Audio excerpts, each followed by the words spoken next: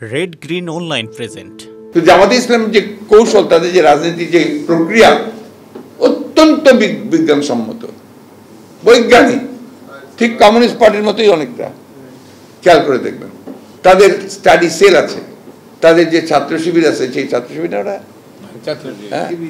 শিবির, ছাত্র শিবিরের প্রত্যেকটা সেল আছে, তাদের লেখাপড়া করতে হয়, বই পড়তে হয়, সেই বই পড়ে তাদেরকে উত্তর দিতে হয়। এবং সেখানে দেখবেন যে তারা নিজেরা বই প্রকাশ করে, পত্রিকা প্রকাশ করে।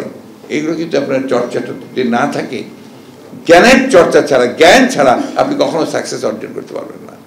আদানি সাহেবের কাছ থেকে আপনার বিদ্যুৎ নিয়েছেন, ভারতের কাছ থেকে, এর যে টার্মস অ্যান্ড কন্ডিশনস, কোন সুস্থ মানুষ এগুলো করতে পারে?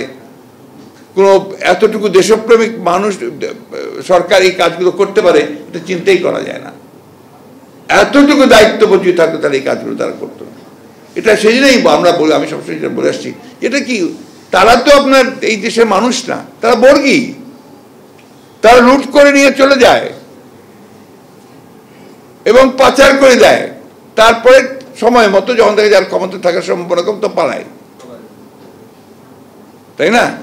এখন ভাই, এই দেশটাকে রক্ষা করতে হলে এই জিয়াউর রহমান ছাড়া কোনো বিকল্প নাই।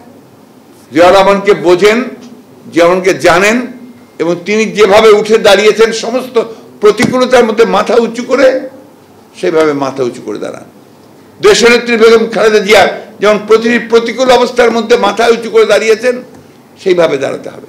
আমাদের তারেক রহমান সাহেব যেভাবে মাথা উঁচু করে বিদেশ থেকে আমাদেরকে আপনার নেতৃত্ব দিচ্ছেন, সেইভাবে মাথা উঁচু করে দাঁড়াতে হবে। আমরা তো মার খাচ্ছি, জেলে যাচ্ছি, মারা যাচ্ছি, তাই না? তো সবাই মিলে একসাথে জোরে সরে সেটাকে একটা জায়গায় নিয়ে যাই, যেখানে আমরা প্রতিরোধটা গড়ে তুলতে পারবো। আমরা তো অন্যায় কিছু চাচ্ছি না তাদের কাছ থেকে।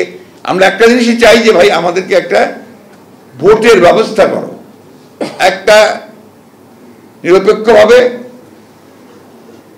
মানে বৈধভাবে, এবং যেন আমরা অবাধ সবাই মিলে একসাথে ভোট দিতে পারি, তার ব্যবস্থা করে, যাতে আমরা আমাদের ভবিষ্যৎটা আমরা নির্ধারণ করতে পারি। শেষ করে দিয়েছে আপনার নির্বাচন কমিশনটাকে। এখানে এই সেই কমিশন শুধু ব্যবস্থাটাকেই শেষ করেছে, মানুষের ভোটই দিতে যায় না। কতটা আপনার যে আস্থা অনাস্থা আসতে পারে তার প্রমাণ হচ্ছে আপনার এই বাংলাদেশের ভোট ব্যবস্থা। এখন কেউ ভোট দিতে যায় না, শুধু বলে কি হয়ে ভোট যায়, আমার তো ভোটটা কাউন্টই হবে না, আর সব তো দিয়ে চলে যাবে। আবার সরাসরি বলে কি, কোথায় ভোট দিবেন, যদি নৌকা ছাড়া অন্য কারণে দেন, তারা যাওয়ার দরকার নাই। আমি জানি আপনার আমাদের ডক্টর নুরুল আমিন, আমার ব্রাদার ইন ল, হ্যাঁ, উনি তো এখন রিটায়ার্ড। যখন ভোট দিতে গেছেন গতবার, তো 18-তে, তো বলছে যে স্যার আপনি আসছেন ভোট দিতে, যদি নৌকায় দেন তাহলে দেন, তার দরকার নাই, তাকে। তো এটা হচ্ছে জন্য আর কেউ ভোট দিতেই যায় না। আমাদের কথা হচ্ছে কি, যেটা আমরা খুব স্পষ্ট করে বলি, যে আমরা লড়াই করছি, সংগ্রাম করছি, আমরা বিএনপি ফাউন্ডেশন, এটাকে শক্তি যোগান, ইন্টেলেকচুয়াল স্ট্রেংথ বাড়ান, আমাদের মেধাটাকে আরো শক্তিশালী করেন।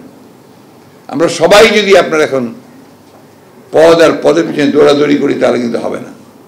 আমাদেরকে কিছু আপনার বেসিক কাজ করতে হবে। সবাই সব কিছু করে না, কিন্তু সবাই সব কাজ করে না। এর মধ্যে আন্তরিকতা থাকে, সিনসিয়ারিটি লাগে, তার কমিটমেন্ট লাগে। সেই কমিটমেন্ট নিয়ে আমাকে যেতে হবে। আমার আজকাল মাঝে মাঝে খুব আপনার নিজেকে প্রশ্ন করতে মনে হয়, যে আমি যে আপনাদের সামনে আসি, আমি আপনাদেরকে কি বলবো? বলে তো আসছি যে উঠে দাঁড়াতে হবে, করতে হবে, দেখতে হবে, তাই না? কিন্তু আমাকে তো একটা ডিসাইসিভ জিনিসে যেতে হবে।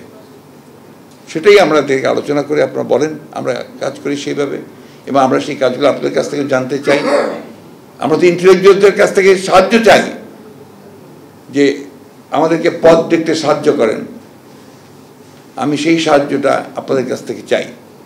এই বিশেষ প্রতিবেদনটি যদি আপনাদের ভালো লেগে থাকে অথবা উপকৃত হন, তাহলে অবশ্যই এই চ্যানেলটি সাবস্ক্রাইব করুন এবং লাইক, কমেন্ট ও শেয়ার করে রেড গ্রিন অনলাইনের সাথেই থাকুন। Thanks to everyone. Red green online.